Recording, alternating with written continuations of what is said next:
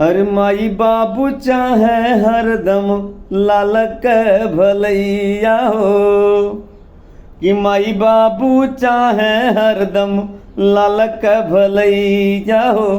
अरे लेकिन लोग देला ठुकराय हो दई के जनमवा जवन करेला पलनवा हो देला कुल ने की बिसराय हो।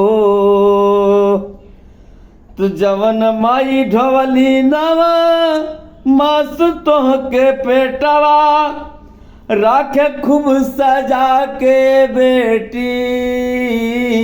अरे हो के चाहे बेटावा अरे कितना पर है जमाई कर वही समैया हो। अरे जन्म दे के दुनिया दी देखाय हो।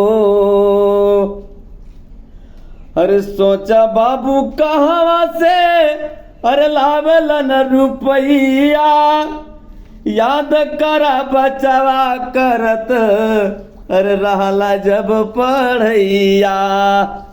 अरे जूना कपड़ा में अपन दिनवा बीतावल हो। अरे जूना कपड़ा में अपन दिनवा बीतावल हो तो तोहरा देहल ड्रेस बनावाय हो। तो जूना कपड़ा में अपन दिनवा बीतावल हो देहला तोहरा ड्रेस बनावाय हो। तो भैला सयाना तोहरा कई देहल सगाई। अरे लैला बहुरिया तोहरा जोड़वा मिलाई। अरे पवला मन मीत साथी अपना गुजरिया के पवला मन मीत साथी अपना गुजरिया के। अरे वही में गईला कुल भूलाय हो।